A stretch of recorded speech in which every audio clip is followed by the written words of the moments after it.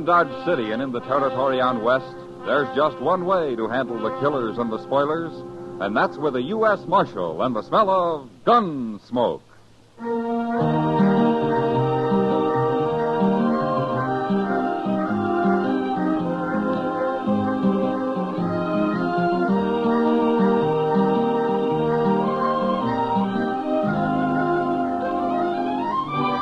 Gunsmoke, starring William Conrad. The story of the violence that moved west with young America. The story of a man who moved with it. Matt Dillon, United States Marshal.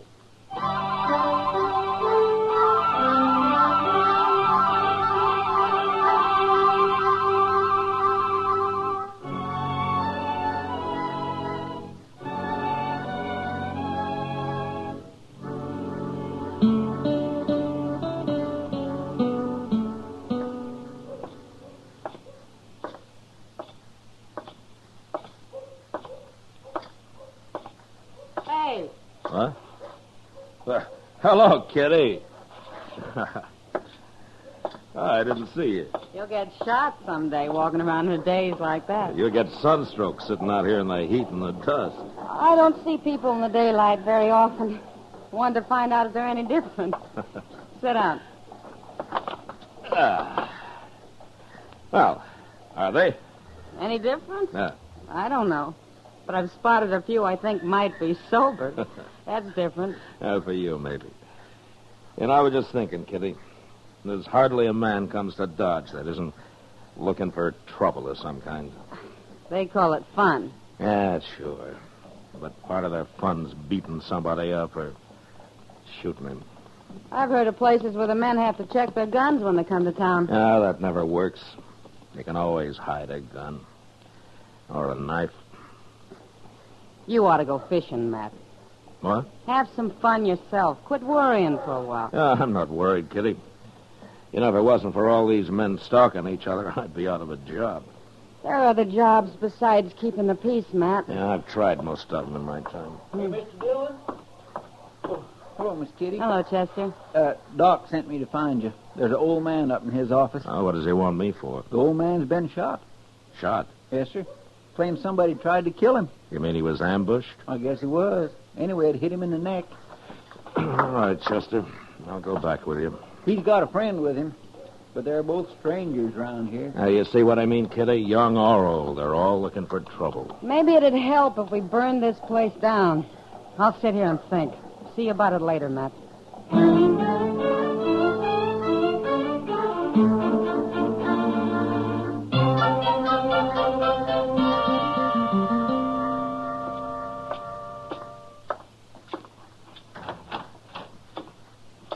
Where's the doc? Somebody come for him. Oh, what do you mean? Somebody come for him. That's what. Said somebody else was sick. You're the man that was shot, huh? We don't need you, Marshal. We'll handle this. What's your name, mister? Peavy. John Peavy. My partner's name's Rives. Milligan Rives, Marshal. You ain't never heard of us. Where you from? Up north. Sodbusters don't usually wear 6 guns. What are you doing in Dodge? We quit the land, Marshal. We're going to enjoy ourselves for change. We ain't never going back. Oh? You're a little old to be making a move like that, aren't you? I ain't hardly 60. Neither is Rives. Mm-hmm. Well, it didn't take you long to get into trouble, did it? We ain't in trouble. Maybe you're not Rives, but Peavy here's just been shot. I told you we'd handle this, Marshal. Ain't nobody gonna sneak up on John Peavy and shoot him. I don't care if she is a woman. A woman? What woman? Oh, you already did talk too much, Peavy. You might as well tell him now. I ain't going to tell him. I'll fix her myself. You'll tell me or I'll throw you in jail till you do. I'm not going to have any women killed around here. Now, do you understand that? Hey, go on, tell him. You already started. Well, all right. She come up the alley, Marshal, next to our sleeping room, and she shot right through the window. Rive seen her running around the corner after. I'm going to fix her good. She's been threatening him, Marshal. I hear to do it. Who is this woman? What's her name? She's one of them gals that works at the Texas Trail, Marshal. Name of Kitty.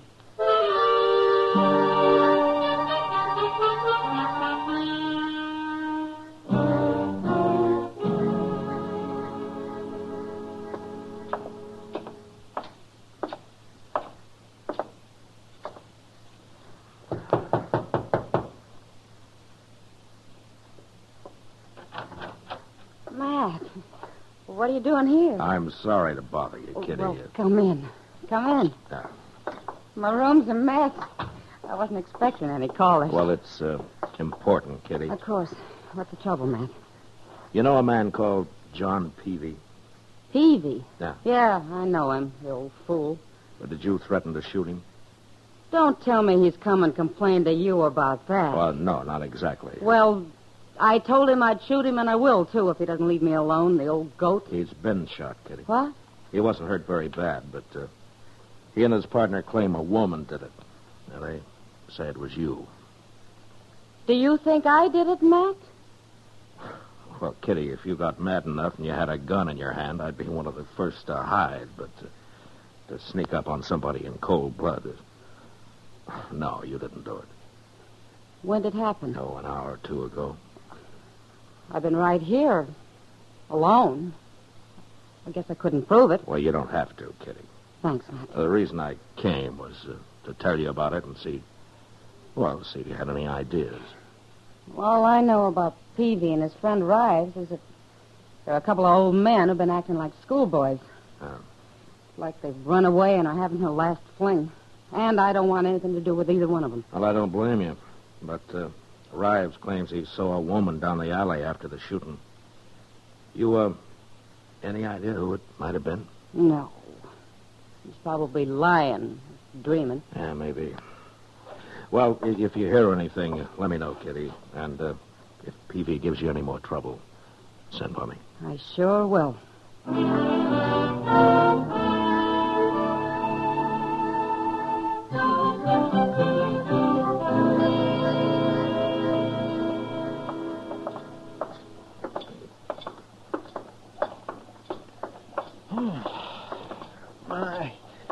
I ain't been up this early in the morning since I can remember, Mr. Dillon. Oh? How about last Sunday, Chester? Last Sunday? Yeah. Oh, well, that's different. That was still Saturday night, sort of. Hey, look. There comes Miss Kitty. What in the world is she doing up at this hour? She's in a hurry, whatever she's doing. Matt? Hello, Chester. Morning, Miss Kitty. What's the trouble, Kitty? Matt, somebody tried to shoot me. What? In my room, just a while ago.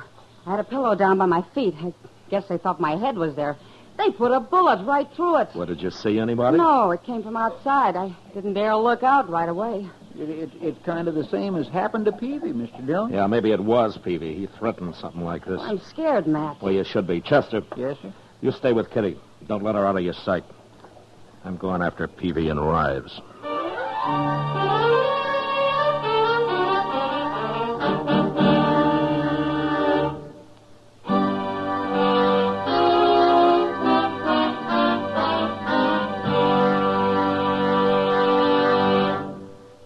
We will return for the second act of Gunsmoke in just a moment. But first, every Tuesday, Pam and Jerry North prove that solving a murder is a family affair. And on the same evening, John Lund, as yours truly, Johnny Dollar, brings us the thrilling details of his latest insurance fraud investigation. Now the second act of Gunsmoke.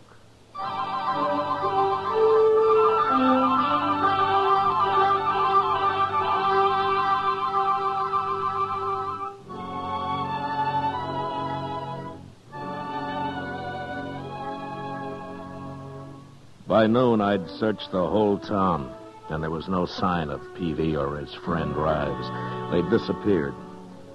And until I found them, I didn't dare leave Kitty where they could get at her. So I had Chester drive her out to a friend's place a few miles from Dodge, and she was happy to go. Now, we didn't have any luck until the next afternoon. Cowboy happened to mention to Chester that he'd come across a couple of drunks camped about a mile up the Arkansas. So I decided it was worth riding out and taking a look. And it was.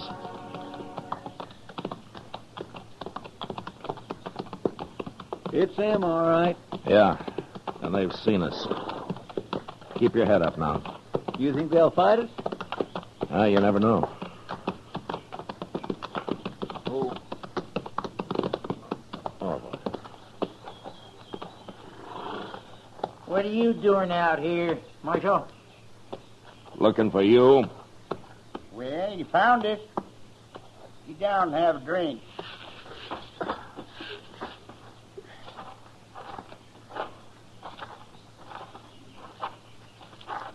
Well, what you got there? Corn liquor. Only about half a jug left, though. What's that other jug? We killed that yesterday. Here, have a swallow. Well, say now, that's right kind of you. Chester. But of course I don't drink before sundown. Leastwise, not very often. What'd you come out here for if you don't want to drink? How long have you men been here? Day before yesterday. His neck was bothering him, and I figured a couple of days in camp like this might ease it off some. I get to feeling better. I'm going back and teach that gal Kitty a lesson, though. I swear I am, Marshal. Somebody tried that this morning. Eh? What do you mean? She got shot at, Peavy, the same way you did. That don't make no sense. Why, he's just thinking you done it, Peavy. How could I do her? I've been laying here drunk for 2 days. Anyway, I wouldn't shoot no woman, Marshal. I beat him up a little, that's all. Knock him around. Well, what kind of men you think we are? I don't know. Why did you leave home in the first place? Yeah, home. Man don't live forever, Marshal. He's got to enjoy himself while he can. Rives, you tell him what you told me about them graves. Well, I was in the graveyard once, long time ago, and I noticed something I never forgot. No, sir. Never. Yeah, tell him, Rives. Well, Marshal, I looked around, and I seen that there was as many graves shorter than me as there was graves longer. And that got him to thinking about dying, Marshal. So, one day we decided to enjoy ourselves and quit working so hard. Hey, hand me that jug, Rives. Yeah, help yourself. Hold it a minute, Peavy. Huh? I want to tell you something. What? I'm going to leave you here, but if I see you around Dodge, either one of you, I'll throw you in jail. What for? We ain't done nothing. You have it in mind to beat up Kitty. And if you did that, I might kill you. So stay out of town. Come on, Chester.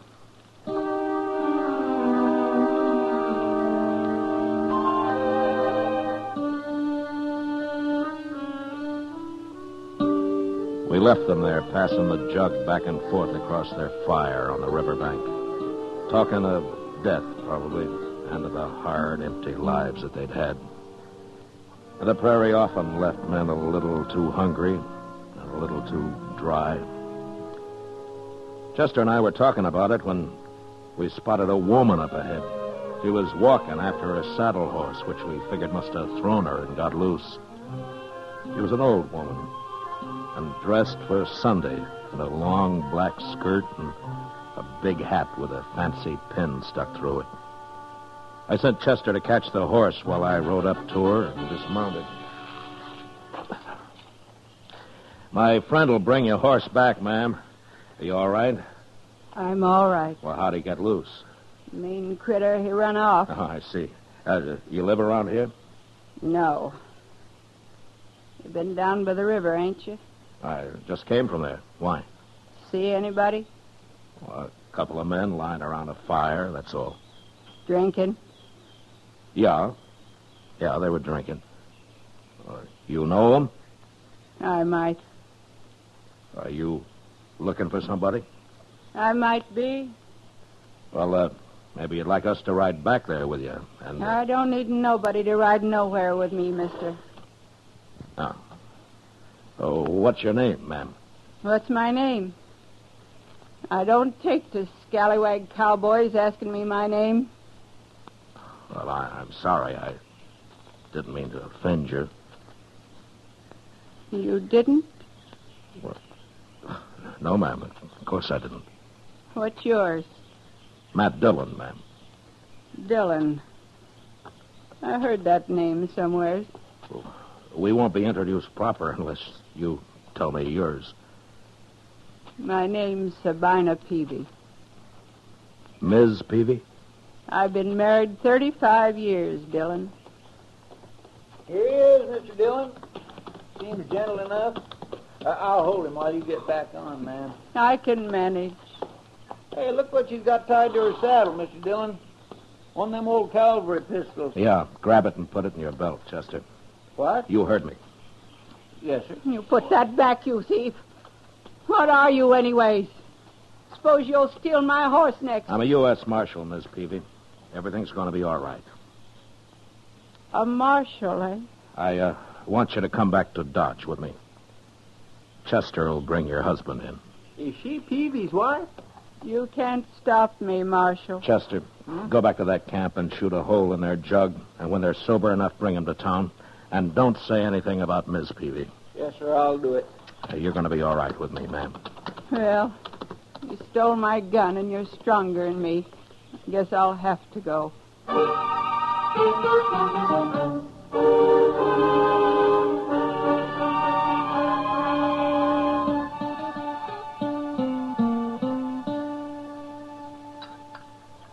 Shall I make another pot of coffee for us, ma'am? No. No, thanks, Dillon.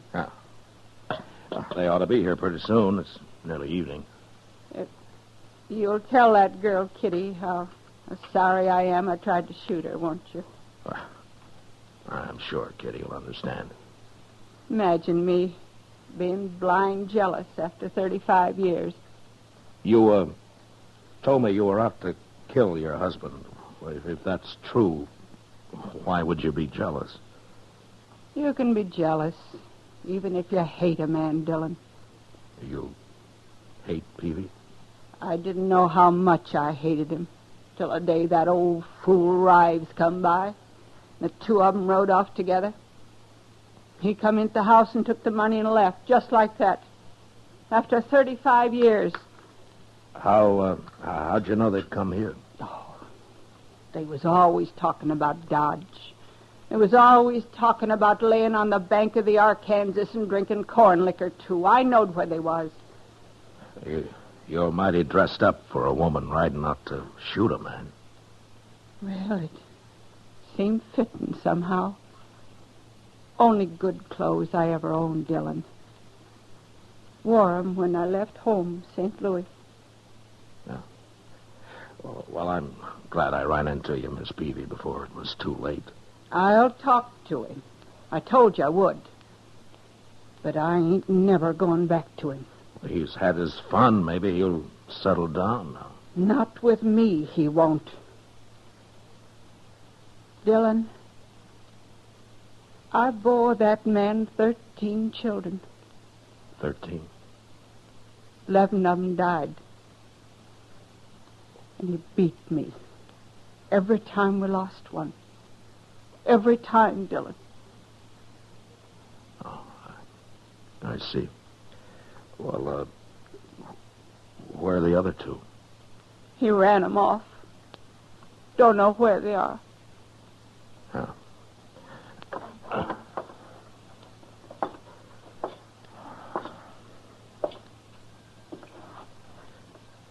Oh, here comes your husband. Looks like Chester's got him pretty sober. But I don't want to talk to him in here in front of everybody.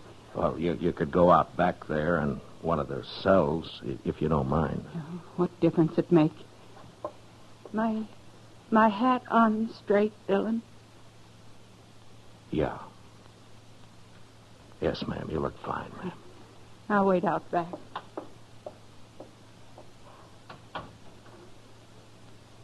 All right, in here.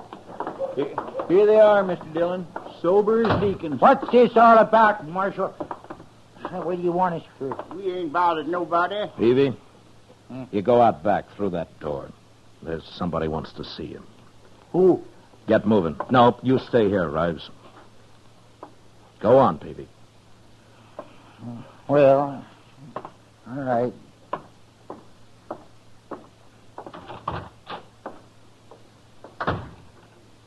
Who's out there, Marshal? His wife. What will it do with their guns, Mr. Dillon? Throw them in a drawer, Chester. Okay, sir.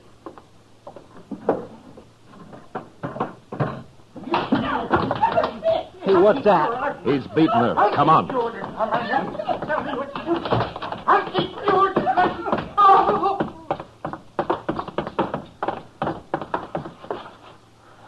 Look at Peavy. She knocked him out. I think I killed him, Dillon. Killed him? He sure looks dead.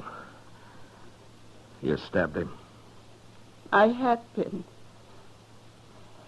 He beat me for the last time. Said he was going to kill me.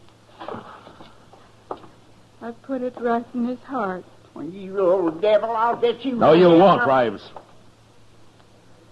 Miss Peavy, you come with me. Chester, lock up Rives in another cell. What for? You can't lock me up. Oh, you ain't even armed, Rives. Get moving. Well, I tell you, I'm an innocent man. All right, Fred. Come into the office, man. Shut up. Your voice itches my ears. I'll have to listen. He was going to kill me, Dillon. I know he was. Well, I shouldn't have let him be alone with you. You didn't know. What are you going to do with me now?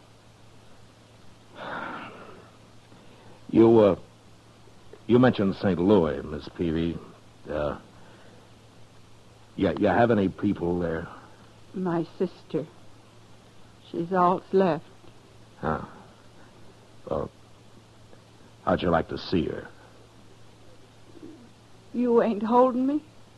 It was self-defense. Then I can go. I'll hold Rives here till you're out of town. Oh, but I can't get to St. Louis. Took all her money when he run off. It's all spent. I know it. Miss Peavy, would you think I'm a scallywag cowboy if I offered to stake you to St. Louis? Thanks, Dillon. Wait till I tell my sister about you.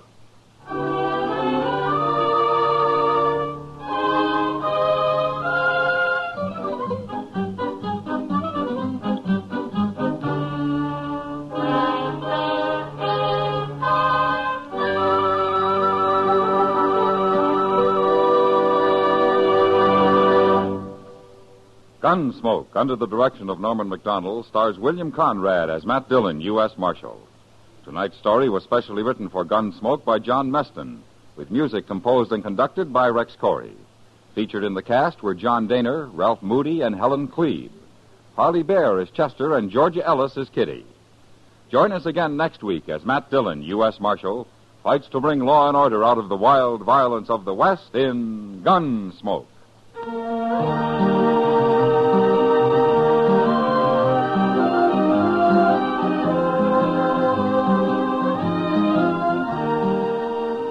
Bill Silver, star of the Broadway and film versions of Top Banana, visits Mike Wallace on Stage Struck tomorrow over most of these same stations. George Walsh speaking. Stay tuned for Gangbusters, which follows in a few minutes over most of these same stations. This is the CBS Radio Network.